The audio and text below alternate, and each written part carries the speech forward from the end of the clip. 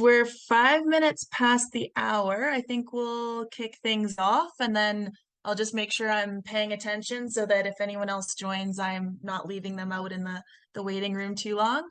Um, Everyone who has joined us, thank you so much. Happy World Mental Health Day. Pretty excited to be here celebrating with you all. Quick couple housekeeping notes. We are recording this for anyone that wants to view it later and wasn't able to make it now. So feel free to, if you want to not be on camera, if you want to change your name, do whatever makes you feel comfortable, as well as we kind of move through the hour. If there's anything that, protect your mental wellness, if there's anything we're talking about, and maybe you are needing to take a break, feel free to leave the conversation, come back in later if you want, or to stay out, but priority is definitely protecting your mental well-being. I want to welcome Chris, who is here with me. Chris is the brains behind Walk With Me. So I'm going to hand things over so he can further introduce himself and introduce the campaign. Thank you, Megs. I just want to say, first of all, it's quite humbling and actually a real privilege to be speaking to you all. Just incredible. We just sort of rewind 12 months. I was going through quite a difficult spot, and not really very good at all. And I have sort of what I call my toolkit. I'm sure many of you do have the thing that perhaps makes you feel a little bit better. And two of those were, one was walking, so that kind of routine, particularly getting out in the morning to set the day right. And the other was journaling. And I don't profess to be an author of any kind, nor a poet, but I decided in my wisdom to write a kind of a little poem or spoken word called Me, and it was very simple. So I wrote "Walk with Me" several times, and then wrote how you might feel if you were feeling low. Like maybe you're feeling alone, you're struggling to get out of bed, maybe it's affecting work, all those things that you kind of relate to. And I was quite fortunate that at the time I've had a huge amount of support and also still relatively confident. And I thought, oh, wouldn't it be real terrible if someone was in a similar position and couldn't speak to someone?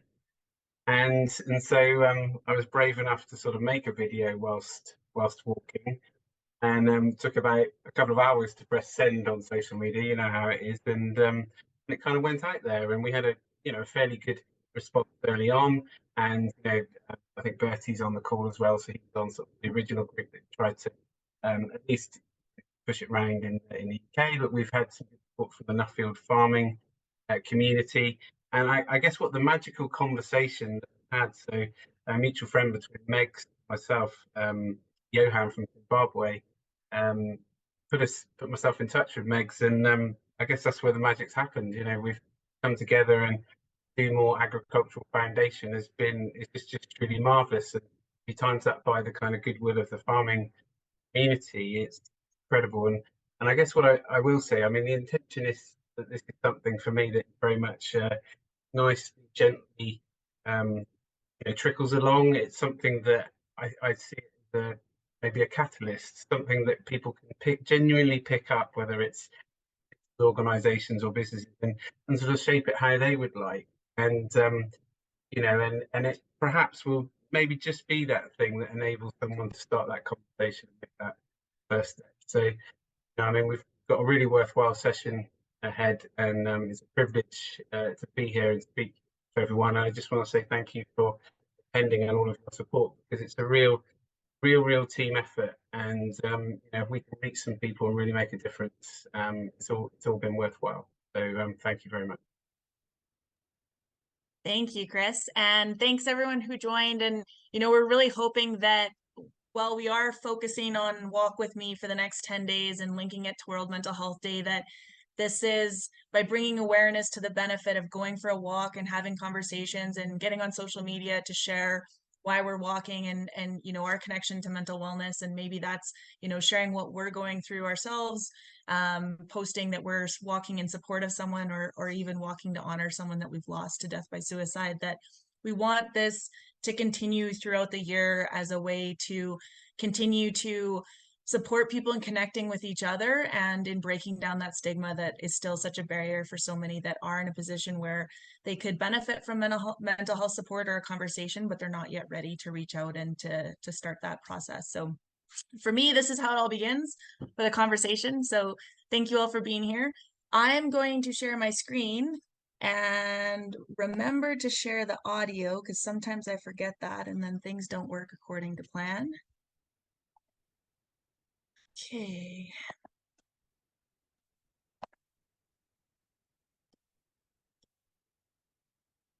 Can everyone see?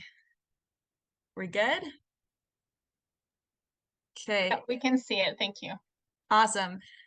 Please feel free at any point to ask a question, to jump in with an observation, or to share something that you want to share. If you are looking to ask a question and want to share something, but you don't feel comfortable just posting directly or sharing directly, you can private message me in the chat, and I can say whatever or ask whatever on behalf of yourself anonymously. So today, World Mental Health Day, we're kicking off our Walk With Me campaign.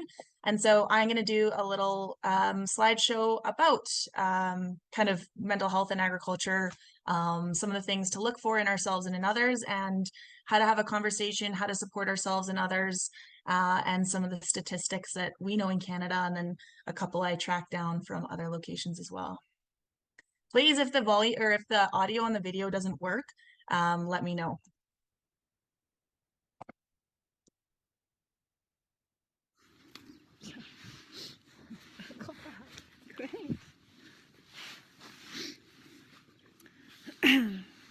I've been having a rough day, and so now I'm hiding in the barn because my horses, well, be it the miniature, is rather annoying. Quit biting my phone. Cut it out. They may listen as well as my kids, but they don't scream and talk back.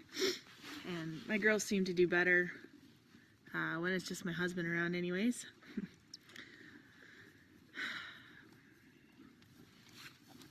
And since I'm struggling with things, that makes me more on edge, and it makes me snap easier.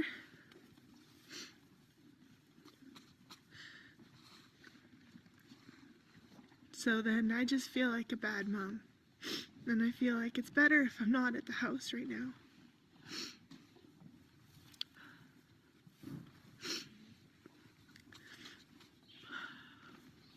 I'm stressed about a lot of things. The money being the biggest one. I feel like I've kind of given everything I can to farming, and I don't have anything else to give to it right now. And that wasn't enough.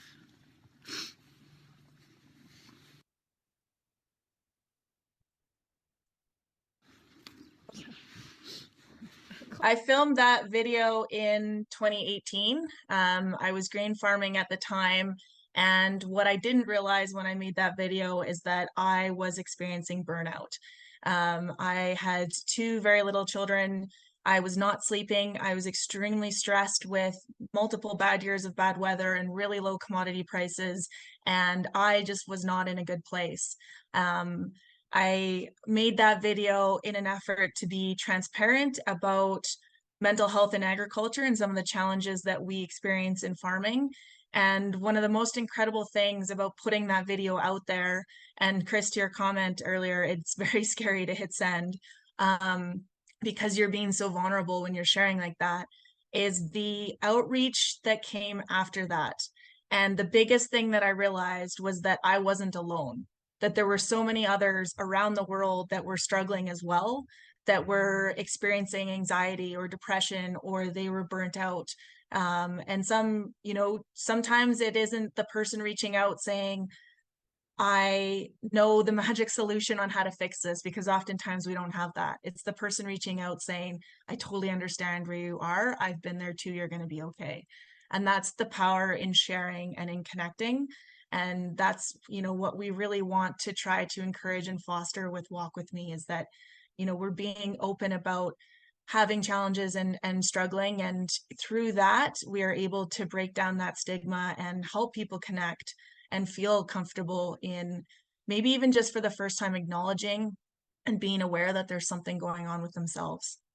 The Doomer Agriculture Foundation was founded 5 years ago, and we operate on 3 pillars. The first being awareness, so that's what we're here today doing, having a conversation, in that piece, really working to break down the stigma. Our second pillar is community. And as we all know, especially post-pandemic, community is so much more than just the physical. We can create community in so many different ways. So looking to create community around mental health in agriculture.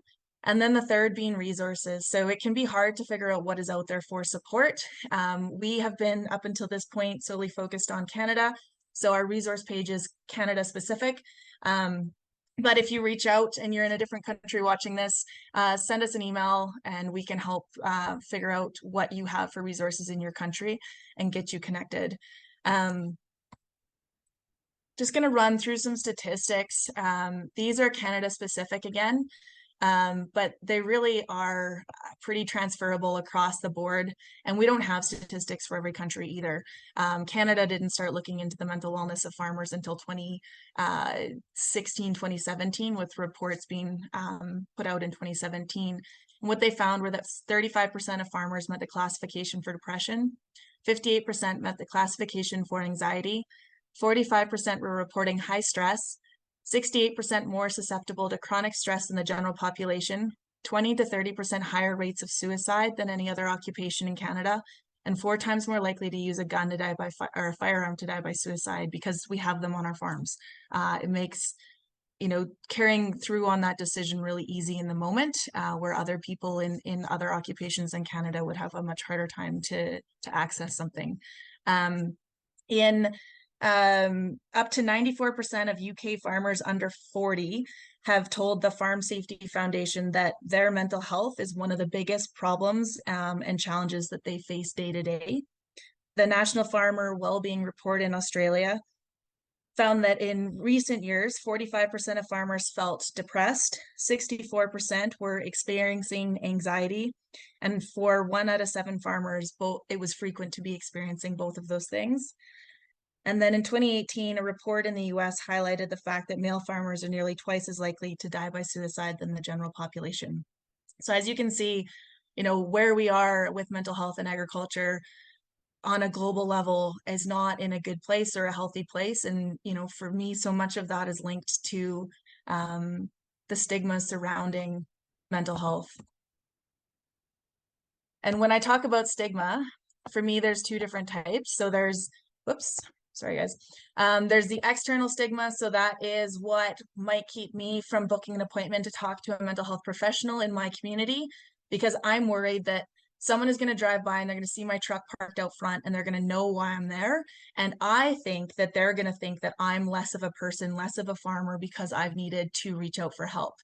The internal stigma is the stigma that keeps an individual from first being able to acknowledge and then being able to accept that something is going on with their own mental well-being, and that they could benefit from support on.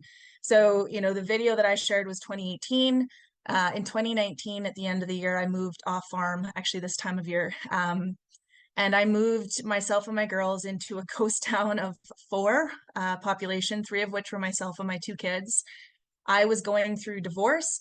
I was going through a bit of an identity crisis because I had built up being a farmer online so that I could have a conversation with the person that I was prior to coming to a grain farm. I didn't grow up in the industry, and wanting to work on that public trust, show everyone what we're doing, why we're doing it. So I was going through a bit of an identity crisis because I didn't know how to show up anymore in that space. I wasn't a farmer, but I still wanted to do what I could for the industry that I loved. I was trying to support 2 girls through a massive life change. And then a couple months later, the world shut down for the pandemic. And again, I was in a ghost town and I was not in the best of places. I don't think I was at a place where I could have been diagnosed with depression, but I was struggling with all of those different pieces. And it took, even though I'd been advocating for mental health in the industry, I'd been pretty vulnerable sharing my story up until that point.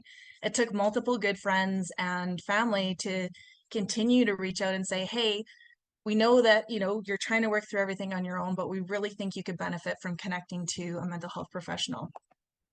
And so, that's that example of stigma.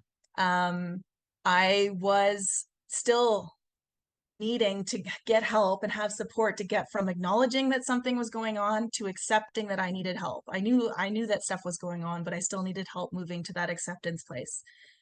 One of the things that I want to leave you guys with today to take away and to incorporate into your own lives is called box breathing.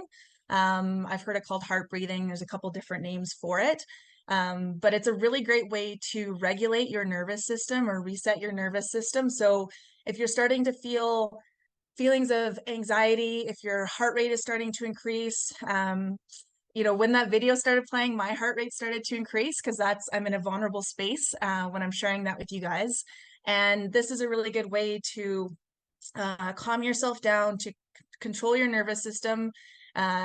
What you do is you breathe in for a count of 4 seconds, you hold that breath for 4 seconds, exhale for 4 seconds, and then hold that space for 4 seconds and repeat as needed.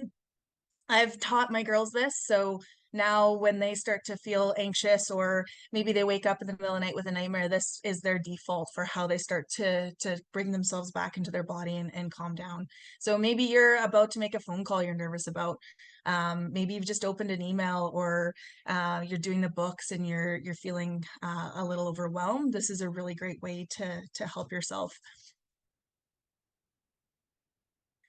We talk a lot, especially post-pandemic, mental health, mental wellness, mental illness. So what does it all mean?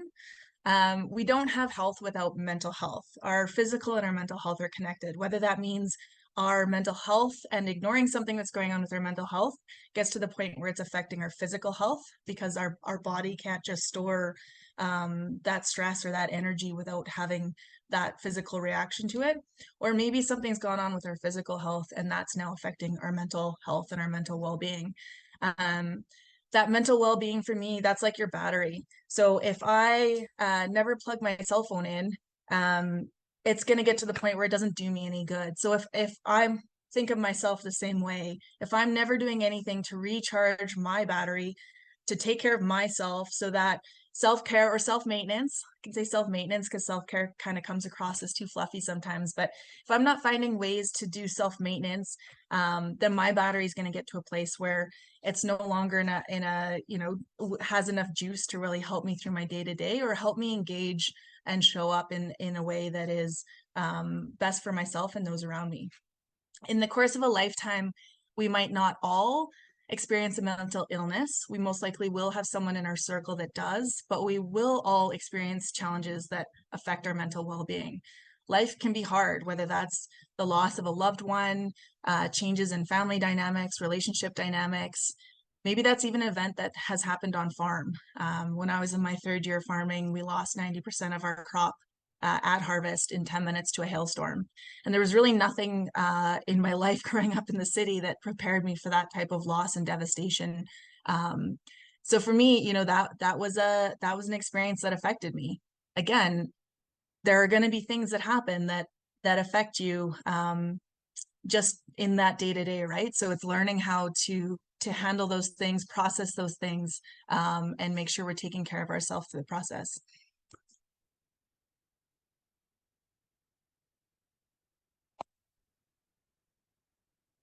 Well, I made a list. It's not absolutely inclusive, but I think that it's helpful for people to know some of the general signs to watch out for when you're thinking about whether or not you may be suffering from burnout. One of the real markers of burnout is sleep disorder. If you're sleeping less than 6 hours a night, if you're waking up in the night and not able to fall back to sleep, if you're having trouble getting to sleep, those can all be signs that maybe you've entered into some dangerous territory. A constant feeling of being overwhelmed, that no matter what you're doing, you're never getting your tasks completed. You're never ahead of the game. Alienation, and people do this so often, it's really, really frightening. Alienation basically means you start removing yourself both mentally and physically from the people around you who you care about.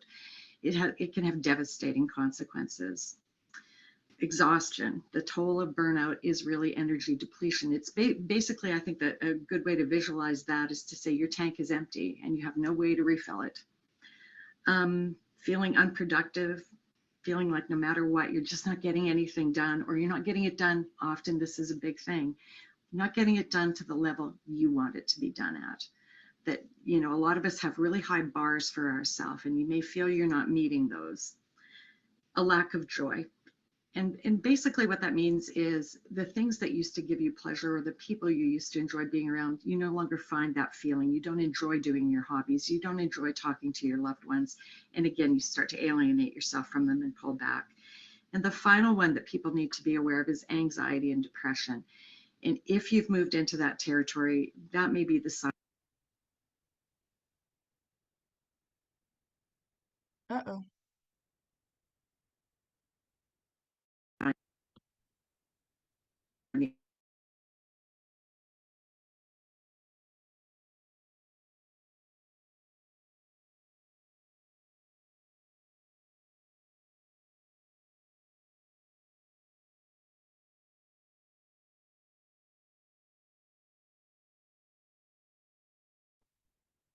Megs, we've lost your audio.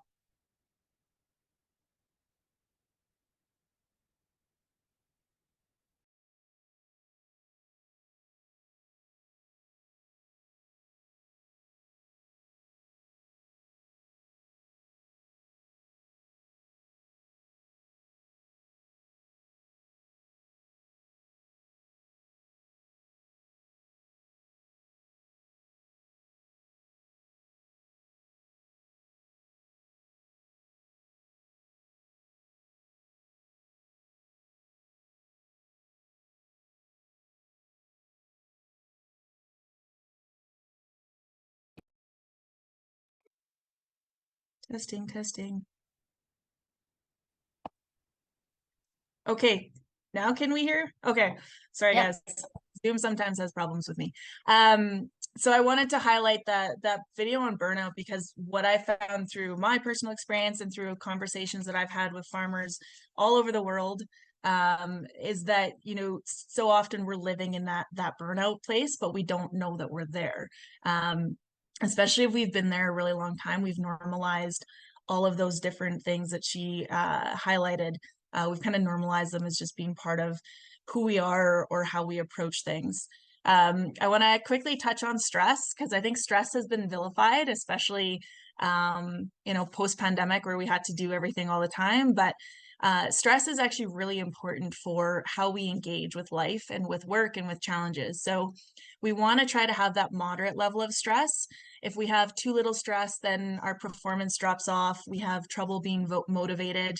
But if we have too much stress, so that chronic stress, that stress that could lead to burnout, that's where we have increased anxiety, poor performance. We might see procrastination, just disconnecting, almost because we're frozen by the pressure of what we feel we need to do. There's a book that I was reading, Harvard Business Review, on building mental resiliency. And one of the things that it talked about was that there are two places in our brains that deal with stress. And so there's one place in our brain that deals with that chronic high level stress that shuts us down, that keeps us up at night. And that there's another part of our brain that deals with problem solving. And so when you're able to name what is keeping you up at night or what is causing that stress, you actually physically move it to the place of your brain that's shutting you down, to the place that now you have moderate stress levels with, and you can engage, you can break it down, and you can problem solve. This is going to be one of the most important slides that I put out today. It's called the mental health continuum. It's not unique to agriculture. It's used in mental health. But what I like about it is it really links back to that battery image. So you have your green, yellow, orange, and then red. Green is where we want to try to be. That's where we are when we're healthy. We've got normal fluctuations in our mood. We can take things in stride. We have consistent performance because our stress levels in that moderate place. Here we have good relationships. We're connected with people. We're talking with people. If we're someone that consumes alcohol, we've got, you know, a limited or a healthy interaction with alcohol. We're able to focus. We're, you know, in control, and we usually have a pretty good support system around us. Say life happens. So I can look back to, again, farming. If I think of seeding, Um, I was the one that did most of the seating, and usually my kids were with me. So there was a time in my life where I had 2 kids under 2 with me in the tractor. And so, you think of, well, I was not sleeping great because I had 2 kids under 2, and then the additional stress and pressures of seating. I wasn't in the green, and it wasn't that anything massive had happened. There was just all these little things from life that were adding up. So when you move out of the green into the yellow, you can become more irritable, more nervous. You might start having feelings of sadness or being overwhelmed. You might start having procrastination as your stress levels rise and you start to pull back from disengage. You might start having trouble sleeping here, muscle tension and headaches from holding that stress in your body, not finding a release for it. You might have nightmares, trouble sleeping. If you are someone, again, consuming alcohol, most likely your alcohol consumption starts to go up here. When you are in the yellow, it's really important to be able to recognize that. So try to recognize what your limits are, set breaks, be able to disengage, get adequate rest, good food, exercise. So get out, go for a walk, have a conversation. It's really important to be reducing barriers to reaching out. So again, staying connected, not withdrawing yourself. If you're here and life continues to happen and you're not doing anything to recharge your battery or to take care of yourself, you can continue to move forward. So the next phase would be the orange, the injured phase. All of those things that you started to feel or experience in the yellow are going to increase. So you'll have more feelings of anxiety and anger, possibly pervasive sadness, tearfulness, hopelessness, worthlessness, difficulty concentrating, negative attitude, decreased performance, possibly workaholic tendencies because you feel like you are not getting anything done. You feel like you have to be engaged, but that also might be a way for you to avoid everybody else as well and to further self-isolate. Sleep will become further disturbed. Again, that physical side, so the aches and pains will increase. You might be having intrusive thoughts, withdrawing from everything more, risk-taking behavior increasing, alcohol intake increasing as well. It's really important if you're here to be talking to someone. We always say that talking to someone is better than talking to no one. But the earlier you can connect with someone, the easier it is to kind of breach that gap and make that connection. It's also important to be able to tune into those signs of distress. So, if I think of my kids, if one of them were to accidentally spill their milk, if I, overreact and start yelling at them, it would be important for me to be able to hit pause and say, okay, I'm reacting, I'm not responding. And then to further say, why am I doing that? What's going on? Because it's not the spilt milk, that was an accident. So what's actually going on with me that's causing me to overreact that way and to engage with life in that way. Again, getting help sooner than later. If you think of being sick, if you're sick and you're not getting better, you're going to go to the doctor, and you're not going to hopefully wait for months and months until you're at a point where it takes a lot longer to try to get antibiotics to work or figure out what's going on. We need to think of our mental health the same way. So it's easier to get help the sooner you reach out. And then maintaining social contact, that's very important because we want to start withdrawing. It's harder to be around people when we're feeling like we need to pretend like we're fine, that nothing's bothering us. If again we're here and life continues and we're not doing anything to take care of ourselves, that's when we can move to that place of being diagnosable with a mental illness. So we might be having excessive panic attacks or excessive anxiety, easily enraged, depressed, having trouble sleeping or just wanting to sleep all the time, absent from all type of social interaction, possible suicidal thoughts at this point. Here, it's very, very important to be reaching out to a professional and doing everything you can to limit any barriers you have to taking care of yourself and to getting that help, making sure you know what resources are out there and you know how to access them. What I have really noticed in agriculture is that we have all those bullet points that you see under all of the different columns. We tend to hang out between the yellow and the red, and we've normalized those bullet points as characteristic traits. So we don't say, oh, hey, something's going on with Megs. We're like, oh, that's just how Megs is. She's always been quick to overreact. She's always had trouble focusing. She's never been a good sleeper. She's always the first person to crack a beer at 12, even if she's still got work to do. We need to start seeing those things in ourselves and in others as flags on the field that something's going on that we need to look into. Oops. Want to touch on sleep, and I fully understand that in agriculture and in farming, there's sometimes when in some seasons your sleep is going to be limited, and it is what it is, and there's not always a lot you can do to control that. But it is important to be aware of how sleep can affect us and how sleep can affect the way that our minds are processing and working, especially on the safety side of things, because it's going to affect how safe we are, possibly to be running equipment or interacting with others in a workplace environment. So if you've been awake for 21 hours straight, there's a good chance that your brain is operating the way it would be operating at a 0.08 blood alcohol content. So if you were living in Alberta, Canada, that would mean that you were legally impaired and not allowed to drive a vehicle on the road. I think back to more seating than any other time, but I would run late into the night and I would be back out in the field in the morning. And there were days when I would get to the field in the morning and I would be convinced that I still had to finish seeding that field.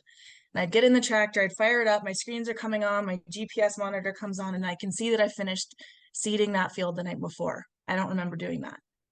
And that's because I was running on so little sleep that my brain was not functioning at a, in a healthy place because of that sleep deprivation. So we've talked about kind of the whole mental health continuum, but some of those like key signs to look for in yourselves or in others are behavioral changes. Withdrawing from activities. So maybe that is church, maybe that is a community event, maybe that's over here we say coffee row, where everyone gets together for coffee. So are you withdrawing from things, or have you noticed maybe someone is not showing up for something that normally you would expect them to be showing up for? I have a fly that's attacking me. Changes in sleep patterns. So that could be both sides. So always feeling tired, just wanting to sleep, always wanting to just be in bed, or on the other side, having a lot of trouble falling asleep, having trouble staying asleep. Changes in appetite.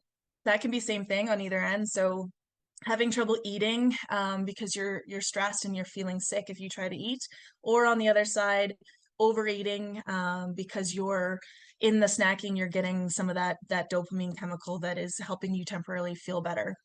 Changes in socialization, so not wanting to talk anymore on the phone.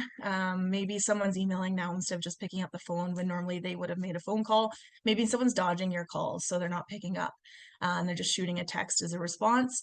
The other place you can see this is on social media. So has someone been that person that is posting a lot, commenting, interacting, and suddenly they're not showing up on social media? That could be a sign that something's going on and an important time to check in with that person. Of course, evidence of self-harm, or again in yourself, if you're having those thoughts pop in. And then other changes on farm could be the appearance of the homestead. So was somebody, really particular with wanting the grass cut a certain way, and if there's tree rows growing up the laneway, rototilling around the trees to make sure there were no weeds growing in the soil there. If that's suddenly all kind of shambly and overgrown, that might be a sign that something is going on with that person. Same as just physical appearance in a more workplace setting. Has that person always kind of looked put together or looked a certain way, and suddenly they look like they've just rolled out of bed and clothes they haven't changed for 2 days? Might be a sign something's going on. So we've talked about all of the different things to look for. Then what do we do about that? So really important to, and this links back to today and walk with me, but try to have that conversation. So you want to ask that person, try to get that conversation going. I don't recommend saying like, how's it going? Because we don't honestly respond to that. We don't think someone's actually checking in with us. So maybe that's, what percentage is your battery today? Or maybe it's, how have you been sleeping lately? Or have you eaten yet today? Or it could be, I've noticed this and this. Are you doing okay? So trying to start it that way. And then when you start the conversation, you want to be actively listening. So instead of thinking about what your response is going to be, listening to what that person is telling you, and then asking open-ended questions. So because we're not used to having these conversations, sometimes we can feel awkward, and take a yes or no question as a way to kind of shut the door on the conversation, not because we don't want to have the conversation or because we're not benefiting from it, but because we're just feeling a little out of our comfort zone. So you might say, you know, tell me about, help me understand, maybe asking them to clarify, or making sure you are hearing them right. So I think you're saying this, am I correct? Or I think you're feeling this. And then we want to validate, and this goes for ourselves too. So when someone is sharing with us, that's their truth. It doesn't matter if we would feel a different way, if we would react a certain way. What that person is sharing with us is their truth, and it's really important that their personal experience is validated. On the flip side, if we're going through something, it's really important that we take the time to validate our own feelings. So when we had our crop that was lost to the hailstorm, I looked around at my, you know, farming friends of the community, and they seemed fine. We all seemed fine. And so I kind of beat myself up for feeling the way that I was feeling. I felt like I was overreacting, and it's just part of farming. There's always next year. I just needed to kind of kick myself in the butt and get on with it. I was not validating what I was feeling whatsoever. I also did not really deal with what I was feeling in that moment. I just pushed it on down and pretended like I was fine, and carried on. So that validation piece is really important. And then there's that empathetic piece that goes along with that too. So, you know, the one person I did reach out to was someone outside of agriculture because I felt safe to go there. And when I shared my story, she was trying to make me feel better, but her response was sympathetic instead of empathetic. And what she said was, I totally know what you're going through. I lost my garden 1 year to hail. And I know she meant well. I love her dearly. But that shut me down in that moment. That made me feel like no one understands and that I can't talk about this to anybody. So most oftentimes you don't have a magical phrase that's going to fix something, but you can just be there for that person and say, I'm so sorry that that's what you're going through. I'm so sorry this has happened. And then just share that space with them and let them know that you're there for them. Another one of the things I want to leave you with today and have as a takeaway is that self-check-in. So I will do this multiple times throughout the day. Maybe I've just been up in my kitchen, grabbed a coffee, come to my desk, sit down, and I'll check in. Okay, what am I doing with my shoulders? Because I'm one of those people that my shoulders will creep up towards my ears. And then by the end of the day, I have a lot of upper back pain because I'm just holding all this tension and stress in my back instead of just releasing it. So checking in with myself to see what's going on. Am I holding stress or tension? And then finding a way to let it go. If you're waking up in the mornings with headaches, there's a good chance that you're clenching your jaw while you're sleeping from stress. And that might be something to look into. So we've talked about, you know, signs to look for, how to have conversations. So how do we build our resiliency? Because true resiliency comes from our mental wellness being in a good place, or us being in a place where we have that depth of understanding of how to take care of ourselves, how to recharge ourselves, and, you know, some of those coping skills that we can utilize if things are going on in our life. So changing the narrative, that could be maybe you're working on the books and things are not, you know, in a good place, and you just need to get up, take a break, come back.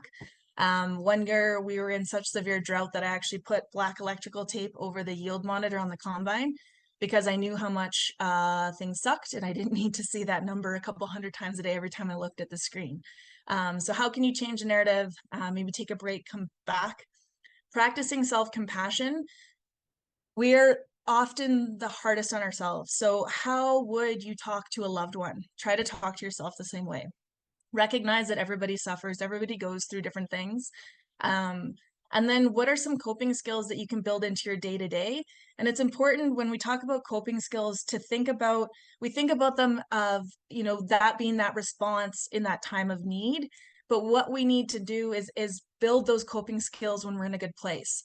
You know, there's a reason we practice fire alarms in our schools with our kids. It's so that when that happens in real life, they know what to do without thinking about it. So we need to do that with our coping mechanisms. We need to practice them when we're in a good place, so that when we're not in a good place, we can default to them because we're just so used to doing that. So that could be that deep breathing exercise that I talked about at the beginning. thought-changing activities, or maybe just positive thoughts and affirmations when you are struggling. Again, something I do with my girls. Prayer and meditation. For me, meditation is trying to stay present. So how do I stay present in my day-to-day so that if I walk out the house and there's a bird singing, I can hear that and appreciate the beauty of that and take a moment instead of just barreling on to whatever it was I was going to go do. Practicing forgiveness, that could be to ourselves for how we maybe reacted to something instead of responded. It could be maybe to somebody else. And sometimes forgiveness doesn't need to be about letting that person off the hook. Maybe it's just about what you need to be able to move forward and take care of yourself. Boundaries, these are very important.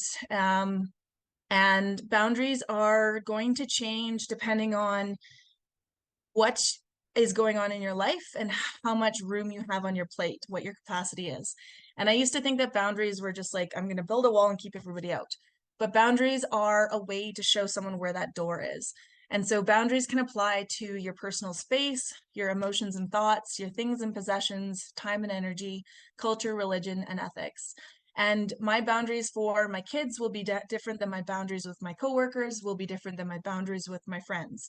And again, depending on what is going on in your life, those boundaries are going to possibly change to protect what you need in that moment. So if again, I go back to when I moved off farm, end of 2019, I had some pretty, my boundaries were very different than they are now. And a big piece of that was just, I was in a different place and I needed to protect myself, and my capacity for anything else was very, very small.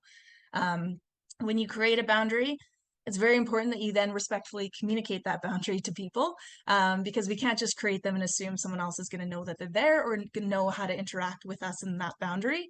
And one of the most amazing things about being able to create a boundary and respectfully communicate that boundary is that you're giving the people in your life permission to do the same with you when you're able to do that. I am a list person. I know that not everybody is a list person, but I find that this is a really helpful tool when we are feeling overwhelmed with all of the things that could potentially happen, that are going to affect us, especially in farming where there is so much that is out of our control, but that can be what keeps us up at night. The first year that I moved off farm, and I didn't even realize this until later on when I got stuck out in a snowstorm because I didn't check the weather, but I didn't check the weather. And it was just this like revolt against the fact that it controlled my life for so long, and it controlled whether I was happy or sad or successful. So if there are things keeping you up at night, create a list of everything that is causing you stress or feelings of anxiety or making you feel overwhelmed. Write everything down. And then go through that list and start crossing off things that you personally cannot control at all. That list is going to get a lot shorter. In that process, try to use that as a way to then set those things down. I can't control the weather, but what I can control its effect on me. So can I set that stress down? And then look at the list of, okay, this is now in my control. So now how do I go about problem solving these things? And maybe that means breaking something down by week or day or hour, depending on where you're at. But the other part that happens when you do that list is you're changing the places in your brain that are dealing with stress. So you're naming those things that are stressing you, and again, helping your brain be able to approach them in a way that is more positive and conducive to problem solving. These, again, are resources more specific to Canada, but like I said, please reach out through email if you are watching outside of Canada and not sure what resources exist. We will help find them for you. So in Canada, 911 if you cannot keep yourself safe or if you're worried about the safety of somebody else. And on that note, I just want to say it's really important if you're worried that someone might be in a place where they are having suicidal thoughts or they're thinking about suicide, that you need to come out and ask them, are you thinking about suicide? You're not going to introduce the thought to them, but it is important that you ask that thought instead of just avoiding the conversation or maybe asking other questions that are not as direct. Our website is, for anyone in the world, a wealth of information. So you can connect with our full resource page, or you can connect with our wellness tips page. which has blog posts on, you know, top 10 ways to deal with stress at harvest, or what to expect when talking to a mental health professional for the first time, what to look for in finding a mental health professional that is right for you. So our website is a great resource. Like I said, speaking to someone is better than talking to nobody. And check in with the people that you think are fine. We get really good at making it seem to the outside world that we are okay, especially in agriculture, where so many of us are used to living at that higher level of chronic stress, where anyone else around us thinks that that's our normal. And so it can be just that one little thing that happens that suddenly we're in an unsafe place because we were already there, but no one realized that we were already there. So checking in on everyone. I'm going to start sharing my screen now. And I want to see if anyone's willing to jump in on the conversation, but what is something that you do, maybe not in your day-to-day, maybe in your week-to-week, that helps you do that self-maintenance, recharge your battery, take care of your mental wellness?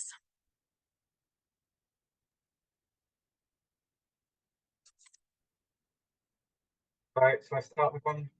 Yeah. Yeah, okay. I just starting walking, and I find that gives me bed mindset. So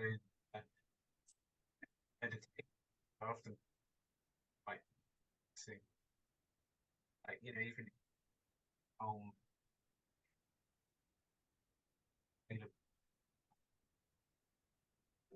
Yeah, Chris, you're cutting in and out. I wasn't sure whether that was just me or not.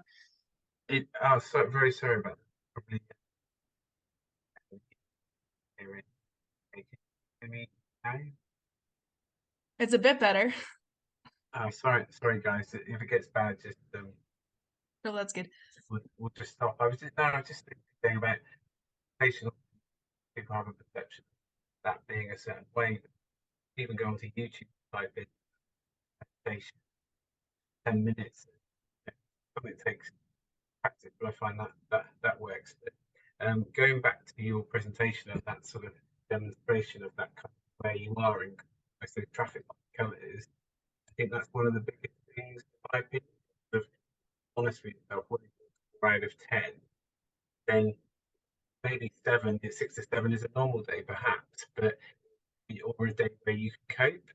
But if you know that you're getting towards that 5, maybe 4, that's where you've got to really acknowledge in yourself some of those tools you've got to pull in out. So that would be sort of my thought. Yeah, I like that, you know, thinking of that scale of 1 to 10 and knowing, you know, where, because it's not realistic to say we're always going to be at 10, right? Maybe we're more that 7, 8. But having kind of that line where it's like, okay, if I get to this number, I know for me that I need to reach out, and where that is for me might be different for where it is for you. But having and being honest with ourselves, because I think we're really good too at talking ourselves into like, no, we've got this, or no, we're okay, right? Even though that number might be decreasing as to how we're actually doing. Yeah, and I mean also I think something that's worth sort of building on, and you may have mentioned possibly, that you said sort of the deep listening side of things, but the listening without judgment. I recall when, you know, I was probably in some of my worst places, and often I had a couple of really good friends. I almost pre-warned them when I was feeling a bit better. I said, you know, when I phone you, please, I'm probably going to say the same thing that I've said to you 20 times previously, but I might just need, in that moment, I might need 15 minutes of your time just to just let it all out. And so, you know, don't, I think that's really important as well, because in that moment, it might be really in your head, and just someone there that's just listening, even though it might seem crazy in reflection, it's okay. And I think that person just needs to be there, is probably how I would say. That's a great point, and thank you for bringing that up. And that's especially in sometimes that partnership dynamic, because we want to fix things, right? We want to make things better for that person that we care about, the person that we love, whether that's a child or a spouse or whoever, or a good friend. And so we default right away to, well, have you thought of this, or have you tried this, or maybe it's not that bad, when sometimes that person just needs space. And so maybe when that person shares and just, vents, or whatever it is, to have the first response be, are you just needing to vent right now, or are you looking to problem solve? And that's something that I do with my friends. And I'll say it now beforehand, like you mentioned, Chris, like, I just need 15 minutes to get this off my chest. I just want a safe space to do that. Don't need to fix anything. Don't need to solve anything. Just let me share. That's a really great way to have that conversation without that person feeling like they have to solve it, or without you feeling like you have to solve, maybe when someone's sharing with you. Yeah, it's great. And I mean, also, I mean, I'm just thinking, fortunately, I'm quite a bit brighter than I was last year, but just sort of going back to when it was most, thinking, well, actually, it was a real achievement getting out of bed, and actually the first win, like making a bed. You know what I mean? So it's about really, for me, like, we there's a lot of things we can do, but if you're right at that kind of base level, picking some really easy wins. At least how I've made my bed. I've had a shower. I've, and those are actually really positive things. It's yeah. I mean, it's incredible how it, and then you sort of build that momentum. So yeah, I was just trying to sort of reflect to when it's like that. And that can be self-maintenance, depending on where you're at, right? Like sometimes we think of self-maintenance needs to be the going for a run, or the reading, or the bubble bath, or what have you. But if you're in a place where you are struggling more, that self-care could be having a shower that day. It could be brushing your teeth. It could be making your bed and getting up in the morning. It's it's funny, and actually, I think there's a real opportunity.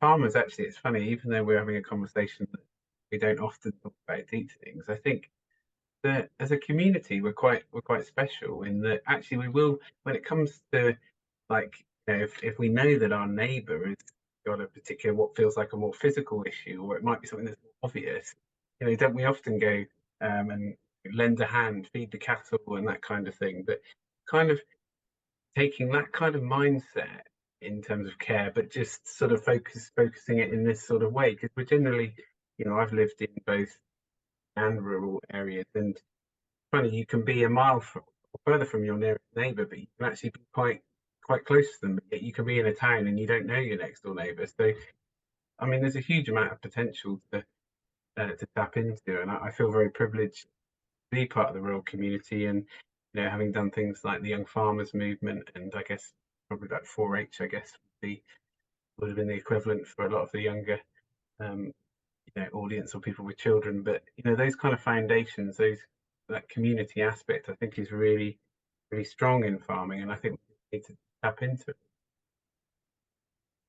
Yeah, and we've done such a good job of, if it's, if an accident happens, or if there's a loss, that, we get together, we do meals, we help run equipment, we help feed animals. But now I think it's the time that we need to start transitioning that into the mental health side. So instead of not sure how to engage or support and just staying away, that we treat someone that is in our community that is struggling, the same way that we would rally behind someone that, maybe just broke their hip, or had that more physical, challenge pop up in their life. Was there anything from anyone else that they wanted to offer as ways that they help look after their mental well-being?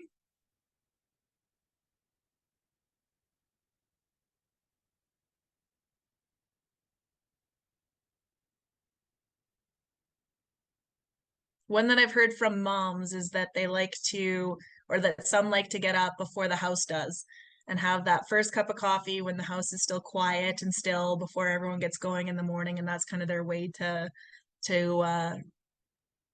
start the day off in a better place than just going straight into the possible chaos of it all. Hey, it's Blaine here. I guess I could add a couple things. One, I honestly knew nothing about mental health 2 years ago, so I wasn't prepared, and a lot of what you're covering is new to me. But that's why I kind of signed up to learn that stuff.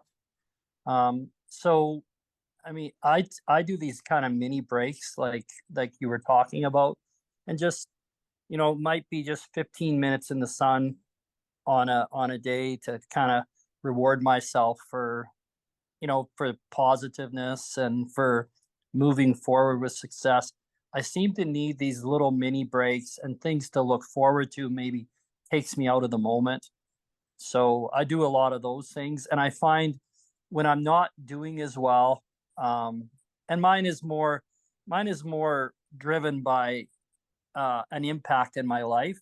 So I'm not doing as well. I find that I start eliminating these things, and then I start to get worse. So I'm trying to make a focus of having little rewards and having other bigger things to look forward to keep me looking forward and past some of the challenges. That's a really great mindset and practice. Thanks for sharing that. Do you schedule them in your calendar?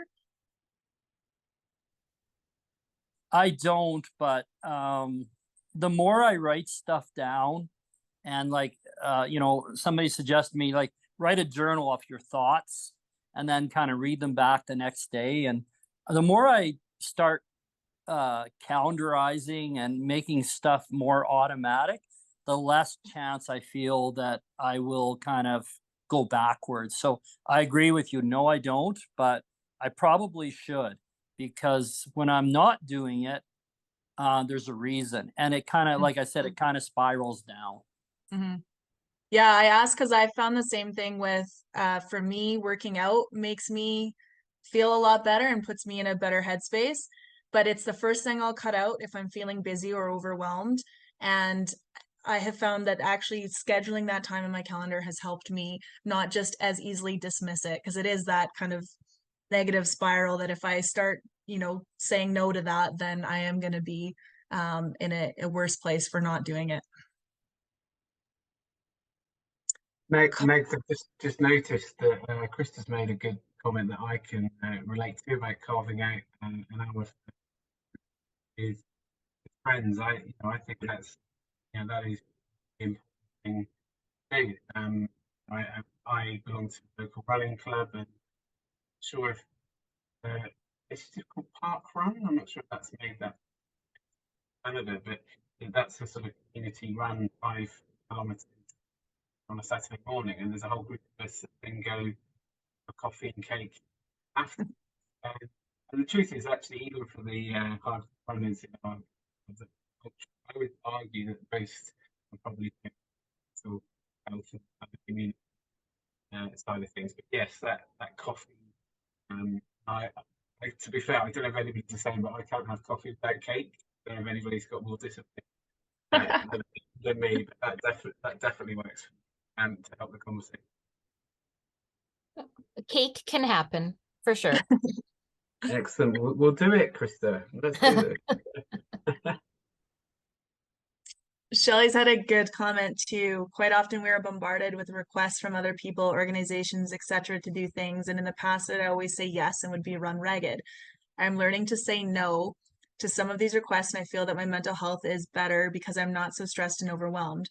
I find that by saying no, I have more me time to do things for me. That is also such a great comment. It can be hard to say no, especially as I find that many people that show up to things like this are leaders in their community, and we're often the ones that do things, and we make things happen by saying yes to everything. And that can be at the detriment of our mental wellness and just our load. The other thing that I found, because Shelley, I have the same problem, is that sometimes I will say not right now. So it's not a hard no, and it's a like, thank you so much for asking me. I really want to do this. I don't have capacity right now, but can you circle back to me next term or whatever it is? And maybe by that point I've had time to rearrange or set down some of the things that were on my plate so that I've created capacity for that without taking on too much.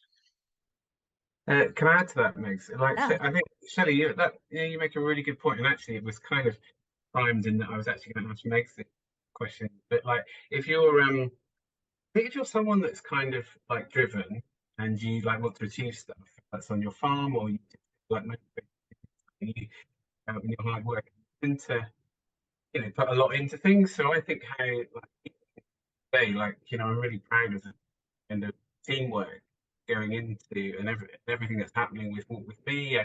But I know myself that actually I've got to be very aware. You push yourself all, you're all into it, and I know that I've got some time, to maintain my own mental health. It's funny, isn't it? Because there's a lot of satisfaction through what's happening, but at the same time, you've got to manage that energy level. And I think it's funny. People always look at like someone that leading as they must have all the answers or they must have all this sorted. But actually, I think often it comes hand in hand with the person trying to make a positive change. That actually they're the ones that have definitely got to manage their mental health. I hope that kind of made sense. Is there anyone else that wants to share, has comments or thoughts from the workshop today, or just maybe a little reflection of where they're at? I just want to be cognitive of everyone's time too, so I don't want to go too much past kind of the next 5 minutes. Thank you, Penny, for joining us and spending time with us today. I'm going to put my email too in the chat, so if anyone wants to reach out to me directly after, feel free to do so. I can also send out that mental health continuum PDF. I know people that have it printed on their fridge, and it's like, every time you're in your kitchen, you're able to kind of check in on where you're at. I've also heard of people using it at work where sometimes it's hard to say how you're doing. So instead you could say, what color are you today? And it's a safe way for someone maybe to share that they're not in the green, but without having to get into maybe what's going on in their personal life, and a way for you to say, okay, how do I best support you in your needs today?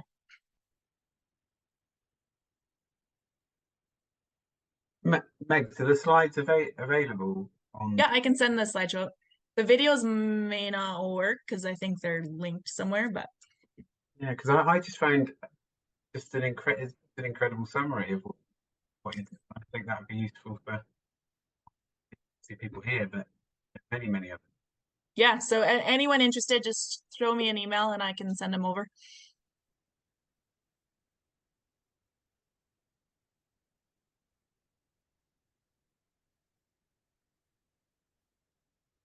Well, if there's nothing else, I think I will wrap things up.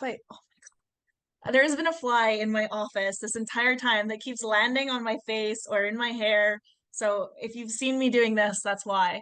But yeah, just, in summary, thank you all so much for your time today, for, the thought that will come from this, the trickle down effect of, how you go out into your day and into your lives, and, call to action. Go for a walk, invite someone to come with you, have a chat, or maybe phone them up, talk to a friend when you're out for a walk, and then carry that on throughout the year. And then, above and beyond that, put your own oxygen mask on first. So make sure you're finding ways to take care of yourself, especially if you're trying to take care of others as well. Chris, thank you so much for joining us, for being part of this, for, helping us bring more awareness to Walk With Me. I'm so excited to see where this campaign goes. And yeah, if you want to say anything to wrap up. No, just my pleasure, Megs. Like I said at the beginning, it's a privilege to be here, to be sharing, and it's, that's how I see it. And that could be truly life changing. And like I said, also we have in farming, we have something truly special. Right across the world. But actually, I think we've got something in common, really helping. So thank you, and long may this continue. Because I think it's a catalyst for real positive change. Totally agree. Everyone, enjoy the rest of your day or evening. I know Chris is probably heading to bed soon, but for everyone else in Canada, yeah, enjoy the rest of your day. Take care, and thank you again for joining us.